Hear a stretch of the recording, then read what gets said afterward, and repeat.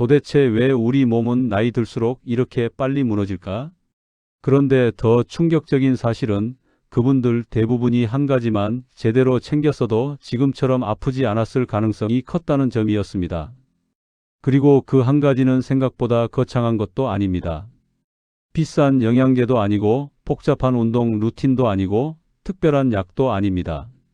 집 어디에나 있고 시장만 가도 몇천 원이면 살 수 있는 아주 평범한 재료 하나.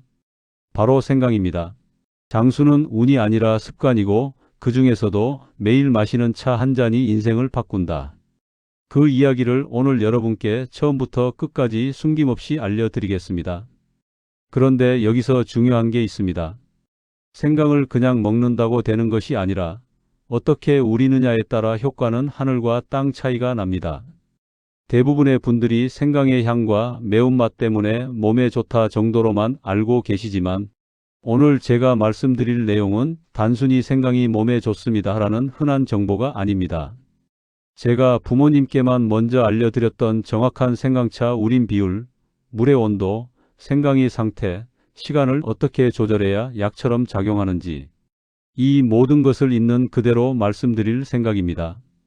오늘 영상 끝까지 들으시면 어떤 생강을 써야 효과가 10배 올라가는지, 많은 분들이 실수하는 독이 되는 생강 우린법은 무엇인지, 혈관 면역 소화 염증에 즉각적으로 좋은 생강차 비율은 무엇인지, 시니어분들이 꼭 피해야 할 생강 섭취 타이밍은 언제인지, 100세 이상 장수한 분들이 공통적으로 마시던 아침 생강차 레시피는 무엇인지 이 5가지를 정확하게 알게 되실 겁니다. 본격적으로 시작하기 전에 구독과 좋아요, 알림 설정 꼭 부탁드립니다. 여러분의 클릭 한 번이 영상 제작에 큰 힘이 됩니다. 특히 가족 지인 건강 걱정되시는 분들은 오늘 내용 꼭 저장해 두셨다가 함께 실천해 보시길 바랍니다. 지금부터는 생강차를 정말 약처럼 우려내는 가장 단순하고 정확한 방법을 알려드리겠습니다. 복잡한 과정은 전혀 필요 없습니다. 다만 순서와 비율을 정확히 지키는 것이 전부입니다. 이거 하나만 바로 실천하셔도 아침에 무거움, 속 더부룩함, 손발 냉증 같은 불편감이 생각보다 빨리 가라앉는 걸 느끼실 겁니다. 우선 생강은 하루에 손가락 2마디 정도면 충분합니다. 양을 많게 잡을 필요가 없습니다. 생강은 과하게 먹는다고 더 좋은 식품이 아닙니다. 적은 양을 꾸준히, 이게 핵심입니다. 껍질은 깊게 벗기지 마세요. 거친 부분만 긁어내고 나머지는 그대로 둡니다. 좋은 성분들이 껍질 바로 아래에 붙어 있기 때문입니다. 그 다음 가능한 한 얇게, 넓게 썰어주세요. 두껍게 썰면 향만 돌고 정작 우리가 기대하는 성분은 잘 나오지 않습니다. 이제 물을 준비합니다. 컵 한 잔 정도 300ml면 충분합니다. 물을 먼저 센 불에서 끓이고 팔팔 끓는 순간 불을 약하게 줄여주세요. 물을 약불 상태로 만들고 나서 그때 생강을 넣어야 합니다. 이 순서가 굉장히 중요합니다. 생강을 센 불에 끓이면 매운맛만 강해지고 몸에 필요한 성분은 절반 이상 날아가 버립니다. 물이 부드럽게 흔들리는 온도에서 생강을 7분에서 10분 정도만 우려줍니다. 은근하게 천천히. 이 과정이 생강의 힘을 가장 부드럽게 끌어올리는 방법입니다. 10분을 넘기면 매운맛이 세지고 위가 부담스러울 수 있기 때문에 딱 이 구간이 가장 좋습니다. 완성된 생강차는 컵에 옮겨 담고 그때 단맛이 필요하면 꿀이나 설탕을 조금 넣으세요. 함께 끓이는 것은 절대 안 됩니다. 초반에 단맛을 넣으면 생강 성분이 변하고 혈당도 쉽게 튀기 때문에 반드시 마지막에 넣어야 부작용 없이 마실 수 있습니다. 마시는 시간은 아침 식후 한 잔. 이 한 잔이 하루의 순환을 깨워주는 가장 좋은 타이밍입니다. 점심 이후에 한 잔 더 마시는 건 괜찮지만 밤에는 피하시는 게 좋습니다. 생강이 열이 올라와 수면이 얕아질 수 있기 때문입니다.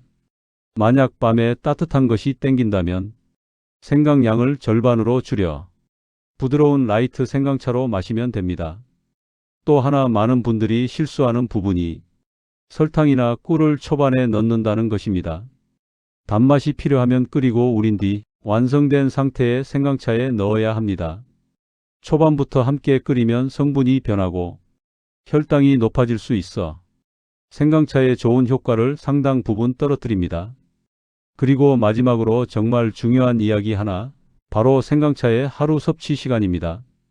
아침 식후 한 잔은 몸을 깨워주고 순환을 자연스럽게 올려주는 데 좋습니다. 하지만 잠들기 전에는 피하셔야 합니다. 생강이 체온과 대사를 끌어올리는 힘이 있어서 밤에 마시면 열이 오르고 깊은 잠을 방해할 수 있습니다. 밤에 속이 허전하거나 따뜻한 게 땡기면 생강 양을 절반 이하로 줄이거나 대추나 계피처럼 부드러운 재료와 섞어 자극을 완화해야 합니다. 여기까지 들으시면 아, 생강차가 이렇게 섬세한 음식이었나? 이런 생각이 드실 겁니다. 맞습니다. 재료는 흔하지만 다루는 방식에 따라 약이 되기도 하고 그냥 향이 나는 따뜻한 물이 되기도 합니다. 자, 이제 한 가지 중요한 질문부터 먼저 짚고 넘어가야 합니다. 영상 댓글에서 생강차는 매일 마셔도 괜찮나요? 이 질문을 듣고 저는 항상 살짝 미소를 짓습니다. 왜냐하면 이 질문에는 두 가지 마음이 동시에 들어있기 때문입니다. 몸에 좋으면 매일 마시고 싶은데 혹시나 나한테는 안 맞는 건 아닐까? 바로 그 불안한 마음이죠. 결론부터 아주 솔직하게 말씀드리겠습니다. 생강차는 대부분의 사람들에게는 매일 마셔도 좋습니다. 오히려 매일 꾸준히 마시는 것이 효과가 훨씬 더 뚜렷합니다. 하지만 이 말에는 반드시 조건이 하나 붙습니다. 올바른 방식으로 적당한 양을 마실 것. 이 기준을 지키지 않으면 생강차도 오히려 몸에 부담이 될 수 있습니다. 생강은 따뜻한 성질을 가진 식품입니다. 특히 기운이 떨어지고 몸이 찬 분들에게는 큰 도움이 되지만 너무 진하게 끓이거나 공복에 자극적인 형태로 드시면 속이 화끈거리거나 더부룩해질 수 있습니다. 그래서 저는 생강차를 권할 때 항상 이렇게 말합니다. 아침에는 연하게, 식후에 한 잔. 이것만 지켜도 속 쓰림이나 자극감 걱정은 거의 사라집니다. 그리고 무엇보다 중요한 건 양입니다. 하루에 생강 한 줌을 갈아서 끓여 드시는 분도 있는데 이건 너무 과한 방식입니다. 생강은 많이 먹을수록 좋다기보다 적당히, 그리고 꾸준히 먹을 때 가장 좋은 식재료입니다. 마트에서 파는 생강 하나를 손가락 2마디 정도 크기로 잘라보면 그게 대략 10g 정도 됩니다. 사실 이 정도 양만으로도 하루에 필요한 생강 성분은 충분히 나옵니다. 생강은 욕심을 부릴 필요가 없는 음식이라는 걸 꼭 기억해 두세요. 그리고 또 하나, 생강은 혈액순환을 돕는 식품이다 보니 혈액을 묽게 하는 약을 드시는 분, 예를 들어 와파린이나 아스피린 혹은 심장이나 혈관 계열 약을 드시는 분들은 처음부터 진하게 드시면 안 됩니다. 소량을 먼저 시작해서 몸의 반응을 봐야 합니다. 조금만 먹어도 멍이 잘 들거나 코피가 자주 나신다면 반드시 담당 의사와 상의를 하셔야 합니다. 또 위염이 심하거나 역류성 식도염이 있는 분들은 생강차를 마실 때 약간의 자극을 느낄 수 있습니다. 이런 분들은 생강량을 반 정도로 줄이거나 진짜 연하게 우리고 식후에 드시는 것이 좋습니다. 밤 늦게 드시는 것도 피하셔야 합니다. 생강은 체온을 올리는 성질이 있어서 잠자기 2-3시간 전에 드시면 몸이 따뜻해지는 건 좋지만 약간 각성되는 느낌이 들어 수면이 얕아질 수 있기 때문입니다.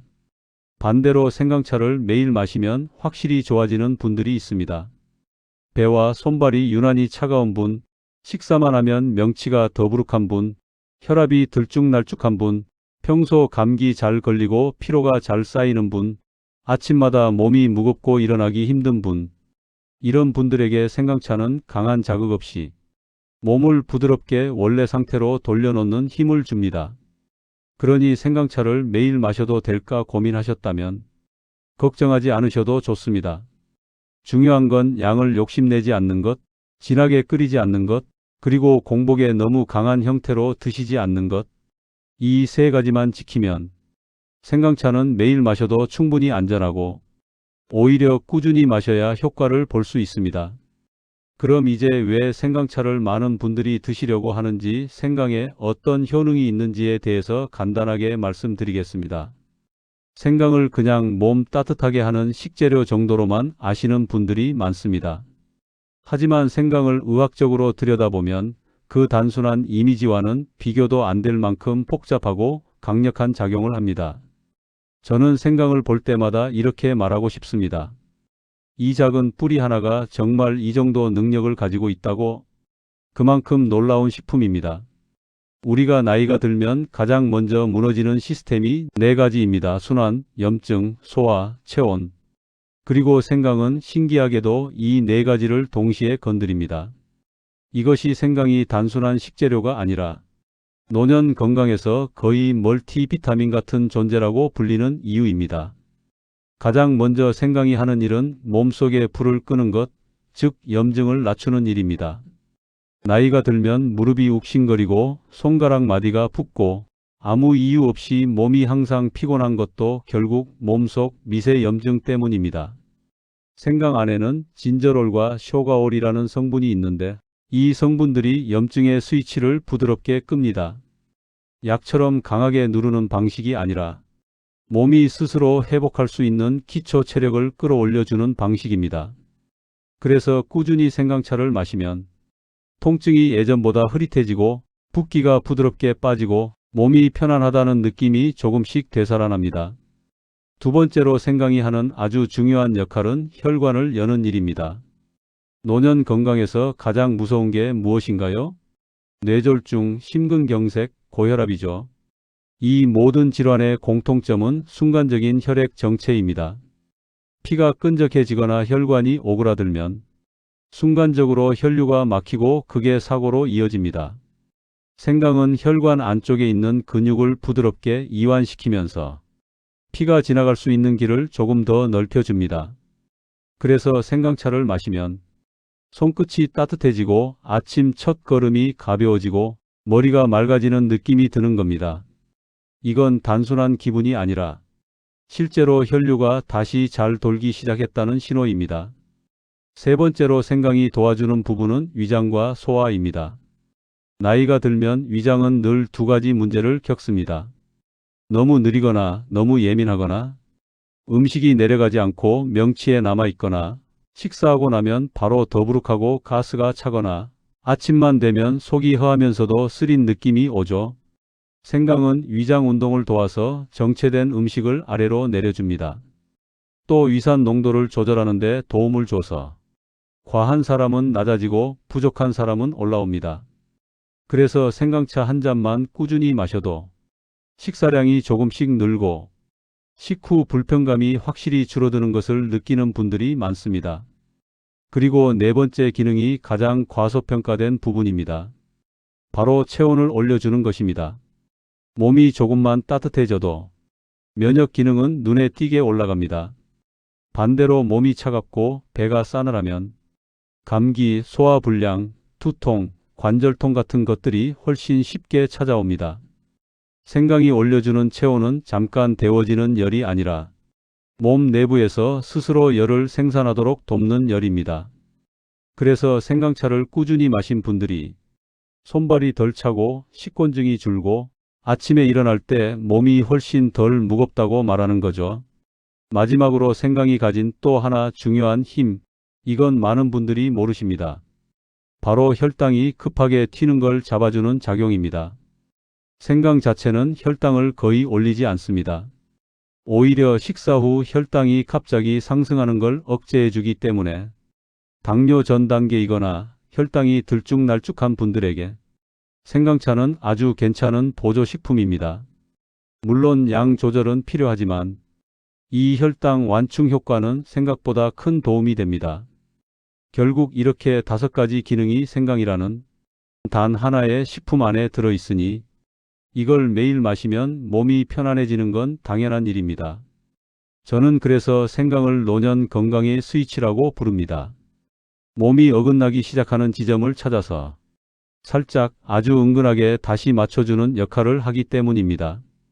생강이 대단한 이유는 자극적이지 않다는 겁니다. 몸을 과하게 몰아붙이지 않습니다. 하지만 방향을 제대로 잡아주면서 몸이 원래 해야 할 일을 더 잘할 수 있게 만들어줍니다. 이게 생강이 진짜 효능이고 왜 제가 이렇게까지 강조하는지, 왜 생강차 한 잔이 루틴이 되면 백세 장수에 가까워진다고 말하는지 그 이유입니다. 그럼 이제 생강차를 어떻게 마셔야 진짜 장수 루틴이 되는지 정리해 드리겠습니다. 사실 생강차는 한 번 마신다고 몸이 바뀌는 음료가 아닙니다. 하지만 매일 한 잔 일정한 시간에 올바른 방식으로 마시는 순간 그 작은 습관이 몸의 리듬을 천천히 바꿔줍니다. 하루의 시작을 따뜻한 생강차로 여는 것, 이건 단순한 음료 한 잔이 아니라 우리 몸의 순환 스위치를 켜주는 행위입니다. 손발이 먼저 따뜻해지고 위장이 부드럽게 깨어나고 혈관의 흐름이 서서히 살아나는 느낌이 들면서 몸이 오늘 괜찮다라는 신호를 보내기 시작합니다. 노년 건강의 핵심은 거창한 변화가 아니라 이런 미세한 회복감이 매일 쌓이는 것입니다. 생강차의 효과를 더 끌어올리고 싶다면 궁합이 잘 맞는 재료를 함께 쓰면 됩니다. 대추는 생강의 매운 기운을 부드럽게 잡아주면서 혈액순환을 돕고 피로를 풀어주는 데 도움을 줍니다. 계피는 몸을 따뜻하게 하고 식후 혈당이 급격히 튀는 걸 막아주는 데 도움이 됩니다. 꿀은 생강이 따뜻한 기운을 부드럽게 눌러주기 때문에 아침보다는 점심 이후 컨디션이 조금 떨어졌을 때 더 잘 어울립니다. 이 조합들은 생강의 효과를 해치지 않으면서 자연스럽게 보완해주는 재료들입니다. 하지만 반대로 절대 함께 마시면 안 되는 조합도 있습니다. 레몬이나 식초처럼 산도가 강한 재료를 진하게 우린 생강차와 함께 쓰면 위산 분비가 지나치게 자극돼 속쓰림이 생길 수 있습니다. 특히 위염이나 역류성 식도염이 있는 분들은 레몬 생강차를 시도했다가 오히려 불편함이 심해지는 경우가 많습니다. 또 우유와 생강을 함께 끓이면 단백질이 엉겨 붙으면서 소화가 어려워질 수 있으니 이 조합도 피하시는 게 좋습니다. 이런 몇 가지 주의사항만 기억해도 생강차는 부담 없는 건강 루틴이 될 수 있습니다. 누구나 따라 할 수 있는 아주 단순한 습관이지만 그 효과는 의외로 분명하게 나타납니다. 아침에 일어나서 속이 편해지고 손발과 배가 따뜻해지는 것만으로도 하루의 피로가 절반은 줄어든 듯한 느낌을 받으실 겁니다. 몸이 따뜻해지면 혈관이 풀리고 혈관이 풀리면 기력이 올라오고 기력이 올라오면 면역도 자연스럽게 살아납니다. 이게 생강차의 숨은 힘입니다. 제가 환자분들께 드리고 싶은 가장 중요한 말은 이것입니다. 건강은 거대한 변화로 이어지지 않습니다. 아주 작은 행동이지만 매일 반복되는 순간부터 몸은 회복하기 시작합니다. 생강차 한 잔은 그 작은 행동 중에서도 가장 실천하기 쉽고 가장 몸이 빠르게 반응하는 루틴입니다. 오늘 알려드린 비율과 순서만 정확히 지키면 여러분도 충분히 몸의 변화를 느끼실 수 있습니다. 생강은 비싸지도 않고 구하기도 어렵지 않습니다. 하지만 제대로 우리기만 하면 온몸의 순환, 소화, 체온, 염증, 혈당까지 한 번에 부드럽게 잡아주는 든든한 건강 도구가 됩니다. 혹시 지금 이 영상을 보고 계시다면 내일부터 아침 식후에 생강차 한 잔만 먼저 시작해 보세요. 딱 7일만 실천하면 몸이 보내는 신호가 확실히 달라지는 걸 느끼실 겁니다. 하루가 조금 더 가벼워지고 밤에 덜 뒤척이고 아침에 일어나도 한결 개운한 느낌이 들 것입니다. 오늘 영상이 도움이 되셨다면 구독과 좋아요, 알림 설정 꼭 부탁드립니다. 여러분의 건강 루틴이 꾸준히 이어지도록 제가 앞으로도 가장 실질적이고 가장 따라하기 쉬운 노년 건강 정보를 계속 전해드리겠습니다. 이제 여러분의 이야기도 듣고 싶습니다. 여러분은 생강차를 어떻게 드시고 계신지, 오늘 알려드린 레시피를 직접 해보실 계획이신지, 그리고 몸에서 어떤 변화가 나타났는지 댓글로 꼭 남겨주세요. 여러분의 경험 하나하나가 다른 분들에게도 큰 도움이 되고 제가 다음 영상을 준비할 때 정확한 방향을 잡는 데 큰 힘이 됩니다. 지금까지 저는 건강백과TV의 내과 전문의 김정환이었습니다. 본인의 건강과 가족 모두의 건강, 오늘 생강차 한 잔에서부터 다시 시작해 보시길 진심으로 응원합니다.